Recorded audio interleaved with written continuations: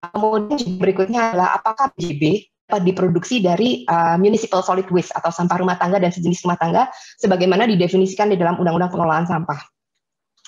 Oke, pertama ingin membandingkan dulu terkait karakteristiknya, yaitu yang pertama RDF yang diproduksi di Cilacap dari PT SBI. Ini saya ambil dari paparan-paparan yang beredar. Kemudian juga atas BBJB yang digunakan untuk co-firing PLTU. Saya ingin menyampaikan ya bahwa RDF itu sebenarnya istilah yang luas mengenai bahan bakar yang berasal dari sampah atau bahan bakar turunan sampah. Namun untuk co-firing itu ada kekhususan tersendiri. Jadi BBJB itu adalah subset atau bagian dari RDF. Nah, kalau di dalam SNI 8966 itu yang dimaksud BBJB di sini adalah yang dikhususkan untuk co-firing di pembangkit listrik existing. Jadi ada karakter-karakter khusus yang memang harus diperhatikan untuk bisa menjadi untuk PLTU batubara tersebut yang melindungi aset dari PLTU batubara tersebut. Nah, ini kalau di sebelah kiri ini RDF dari produksi di Cilacap dan sebelah kanan BPJB untuk co-firing PLTU. Ada beberapa highlight yang ingin saya sampaikan. Yang pertama adalah terkait dengan karakter dari pabrik semen yang di sebelah kiri. Pabrik semen tidak mempermasalahkan material of origin selama dia memenuhi karakteristik yang dibutuhkan. Ini mungkin Pak Lili dari SBI bisa mengkonfirm atau mengcounter pernyataan saya. Tapi kalau untuk BBJB karena ada permasalahan dengan slugging dan fouling di boilernya, maka mereka menginginkan ada kadar material organiknya dibatasi. Jadi kadar non biomasanya dibatasi sehingga kadar material organiknya ada kelas-kelasnya, itu kelas 1, kelas 2, kelas 3, di mana paling minimum adalah 85%. Yang kedua, pabrik semen itu menerima RDF dengan ukuran 20-50 mm. Relatif lebih besar daripada yang diinginkan oleh PLTU, yaitu dalam bentuk fluff. Fluff ini ukurannya kalau sesuai SNI itu adalah 0,297 sampai 2,38 mm, kecil sekali, hampir mendekati bubuk, dan dia juga menerapkan Hargrove Grindability Index. Artinya ini dia memang dibutuhkan supaya dapat digerinda di dalam PLTU batubara. Jadi dapat dikecilkan lagi supaya bisa menyamai ukuran untuk PLTU pulverized coal. Yang ketiga yang saya ingin highlight adalah kualitas dari produk tersebut dari sisi kadar abu, kadar air, dan nilai kalor. Kalau kita melihat dari apa yang disebut produk di RDF Cilacap, itu setara dengan BBJB kelas 3. Kalau kita melihat sisanya, inert dan oversize, itu berada di luar standar.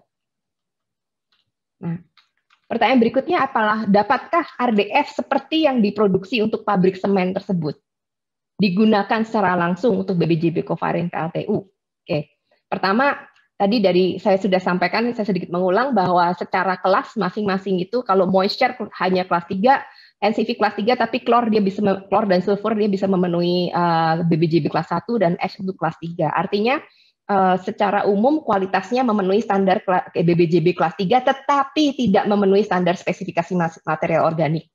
Dari sisi ukuran juga produk SBI lebih besar. Kalau artinya kalau menggunakan produk SBI perlu ada lagi penambahan fine shredding, perlu dikecilkan lagi ukurannya, dan juga tentunya ada penambahan listrik di situ, dan untuk perlu juga ada dilakukan pelletisasi kalau untuk pulverized coal. Di sini artinya ada perlu penambahan investasi di pelletizer yang tentunya membutuhkan listrik, dan untuk bisa memenuhi HGI-nya, Hargrove Grindability Index yang dibutuhkan, diperlukan penambahan aditif. Jadi intinya RDF yang ada Cilacap tidak bisa secara langsung dimanfaatkan sebagai BBJB di pembangkit PLTU. Dan kesimpulan yang saya dapatkan adalah RDF untuk pabrik semen itu proses produksinya berbeda dengan proses produksi BBJB. Kalau ingin diharapkan dengan tingkat kehandalan yang sama, itu membutuhkan investasi yang lebih besar. Itu kesimpulan saya. Oke, kemudian saya juga melihat dari hasil komunikasi dari YouTube channel yang dari paparan-paparan sebelumnya, saya mempelajari dari kualitas MSW di TPA Rawakucing yang merupakan hasil kajian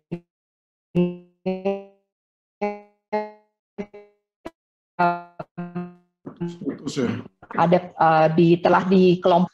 Nah, namun yang dapat disebut sebagai biomasa organik itu hanya 5 bagian. Kelima fraksi ini yang mungkin harus disasar sebagai bahan dasar yang dapat memenuhi kriteria organik. Nah, namun kalau kita melihat dari fraksi ini, kalau saya kelompokkan dari 25 fraksi ini hanya menjadi 4 fraksi, sisa makanan itu saya kelompokkan menjadi sisa makanan, kayu dan serat, combustible dan non-combustible. Sisa makanan itu jenis sampah 1, 2, 3, kayu serat itu jenis 4, 5, dan combustible itu yang lainnya seperti plastik, lembaran, kantong, dan lainnya, serta dan material non-combustible yang tidak bisa dibakar. Kalau dilihat dari sini, berdasarkan dari perkiraan moisture content dan selanjutnya, maka kalor dari material ini cukup rendah. Kalau kita melihat dari kayu dan serat, ini adalah kalor materialnya sekitar 3 ribuan, dan ini ya saya rasa bagus untuk dijadikan bahan dasar dari BBJP. Selanjutnya saya ingin merangkum komposisinya. Yang pertama, kalau dari sisi komposisi berat, itu sisa makanan itu mencapai 51% dari total sampah yang tiba di TPA. Kemudian ada kayu dan serat 10%, kemudian combustible 38%, dan non-combustible 1%. Ini dari sisi komposisi berat. Namun kalau kita melihat dari sisi distribusi energinya, sisa makanan yang 51% ini hanya merepresentasikan 12% dari energinya. Kayu merepresentasikan 14%, dan combustible itu 74%.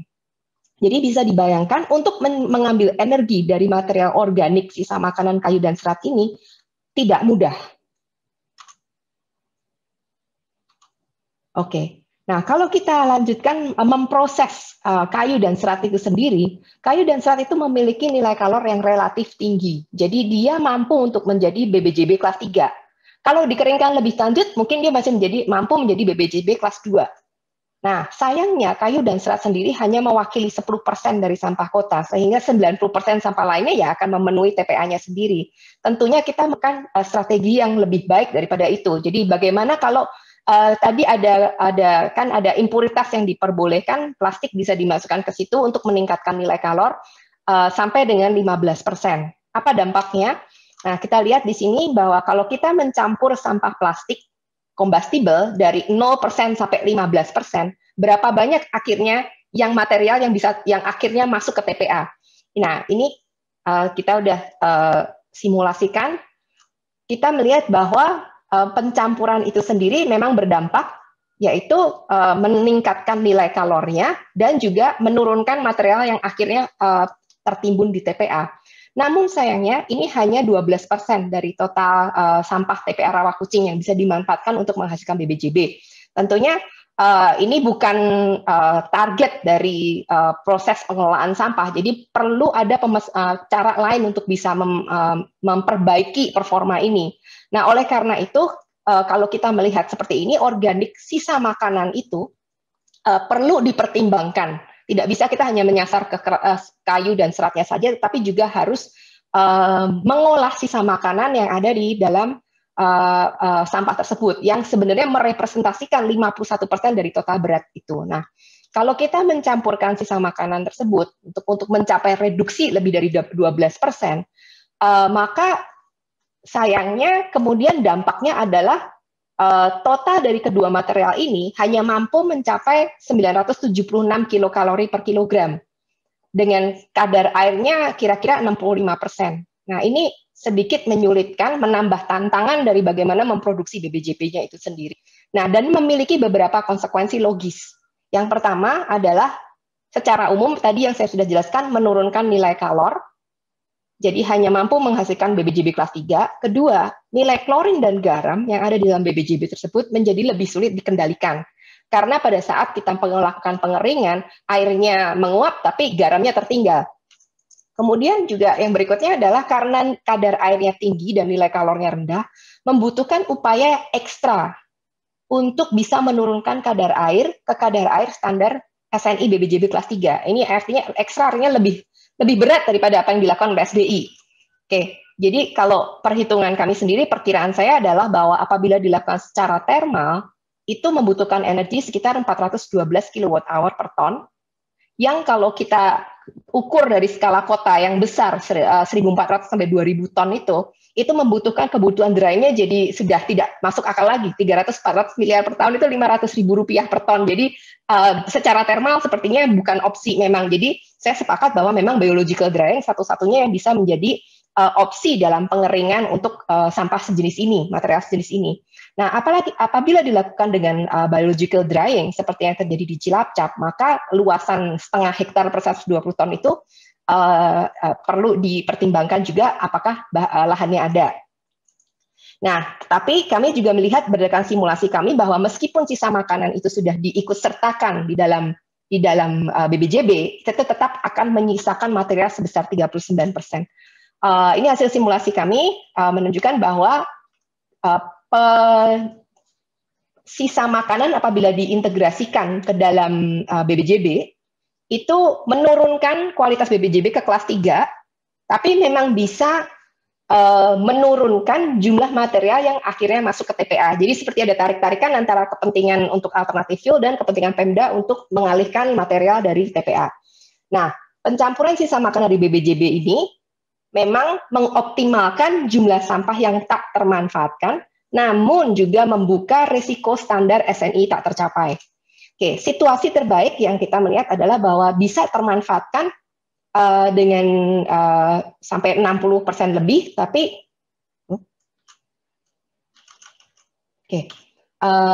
sehingga masih tetap dari Pemda untuk memastikan bahwa kapasitas dan luasannya masih ada untuk bisa menampung akumulasi dari material tersebut. Dan paling tidak juga ada 5,8 sampai 7,5 hektar untuk menempatkan biological drying bay-nya untuk kapasitas 1.400 ton. Apabila seluruh sisa makanan diikutsertakan, maka tentunya kualitas BBJB yang rendah itu akan berdampak terhadap pendapatan proyek juga. Ini yang juga harus perlu diperhatikan dalam investasi. Akhirnya yang saya simpulkan adalah sampah kota apabila dia dilakukan secara sendirian, itu dia beresiko untuk tidak mencapai standar BBJP. Jadi memang perlu ada tambahan biomasa seperti sampah kebun, sisa industri kelapa, kayu, dan sebagainya. Jadi tidak bisa secara sendirian dia menjadi BBJB yang memenuhi SNI. Nah, kalau kita simulasikan berapa sih kebutuhan lahan proyek BBJB, nah, kita melihat ini contoh yang saya ambil dari TPA Rawakucing karena kemarin uji cobanya dilakukan di situ. Pandangan saya pribadi bahwa kalau jumlah sampahnya itu adalah 2.170 ton per hari, sebagaimana tercatat di timbangan di bulan Juni 2021, maka lahan biodrying yang dibutuhkan itu berdasarkan kalau rate-nya sama dengan apa yang dibutuhkan di Cilacap itu adalah 9,1 hektar. Saya mau menggunakan asumsi linear karena pandangan saya adalah biological drying itu adalah sistem aerobik di mana dia ketebalannya tidak boleh berlebihan dan harus rata-rata sama ya supaya aerasinya bisa terjadi dengan efektif. Oleh karena itu saya pikir tidak akan terlalu berbeda jauh dari sistem luasan itu bisa dilinearkan saja. Jadi kalau 120 ton 0,5 hektar ya bisa dihitung 2.100 itu berapa hektarannya gitu. Yang kedua, lahan untuk material sisa berdasarkan hitungan data-data yang kami ada, TPA Rawakucing itu kemarin 5,2 hektar dibuat untuk 409.500 ton MSW, maka kira-kira lahan yang dibutuhkan untuk menampung 34% sisa tadi itu adalah sekitar 1,7 hektar per tahun. Artinya kalau 10 tahun ke depan itu Pemda harus menyiapkan 26,6 hektar. Jadi kesimpulan saya adalah sumber daya lahan adalah pertimbangan yang kritis bagi setiap pemerintah daerah dalam memilih metode pengolahan sampahnya. Yang kedua, nilai lahan juga sebaiknya menjadi perhatian dalam pengambilan kebijakan, termasuk dalam mempertimbangkan apakah sebuah tindakan ini dapatkan sebuah tindakan yang efektif atau sebagai pemborosan dalam anggaran. Kalau ingin memberikan catatan adalah sedikit bahwa TPA Rawakucing sendiri kan lokasinya di depan Bandara Soekarno-Hatta dengan NJOP kalau menurut catatan BPN itu adalah 5 juta sampai 10 juta rupiah per meter persegi. Jadi kalau dikonversikan nilai lahannya sendiri 1,7 hektar per tahun itu berkisar antara 85 miliar sampai 170 miliar per tahun. Sehingga hanya dari pengadaan lahan aja dari 10 tahun itu bisa mencapai 1,7 triliun. Oke, karena kalau ini semua dipertimbangkan, tentunya kita juga sebaiknya ini hal-hal yang juga harusnya menjadi bagian dari pertimbangan mengenai teknologi apa yang sebaiknya dipilih dalam strategi menangani sampah ini.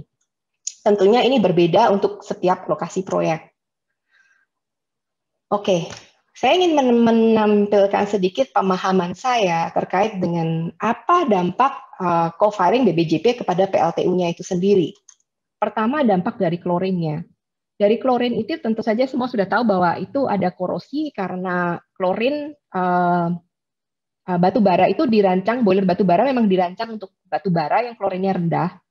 Jadi tanpa penyesuaian maka kualitas aset PLTU beresiko menurun.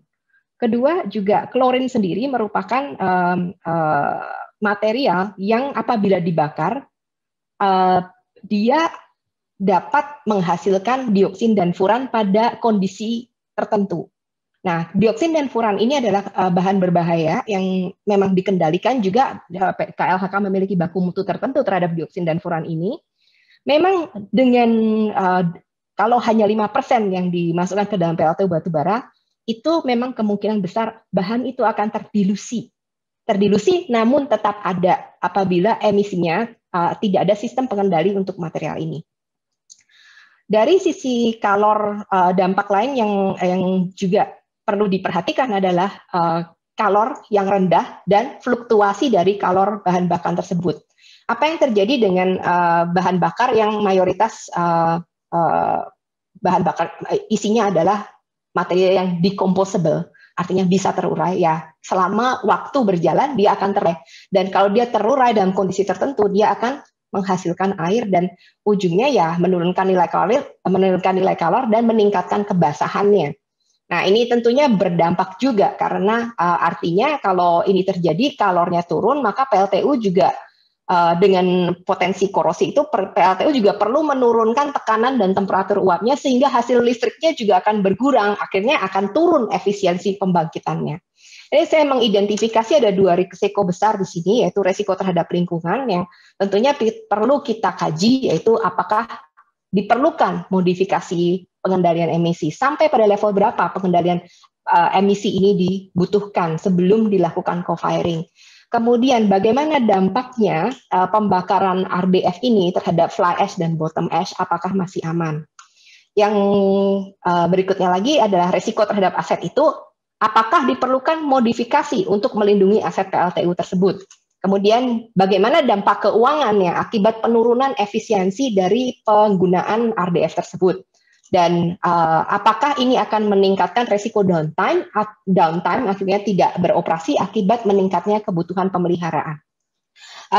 Mungkin yang bisa saya angkat adalah bahwa mungkin dibutuhkan suatu proses persetujuan, paling tidak persetujuan lingkungan, sebelum sebuah instalasi pembakaran dapat membakar bahan bakar turunan sampah. Ini saya lihat seperti yang tadi dipaparkan oleh Pak Agunan, di Jerman itu memang ada proses persetujuan sebelum dilakukan co-firing tersebut. Nah, saya menggunakan paper yang sama yang saya kutip dari, kebetulan saya juga mengutip dari papernya Pak Agunan, itu mengenai studi kasus yang di Jerman.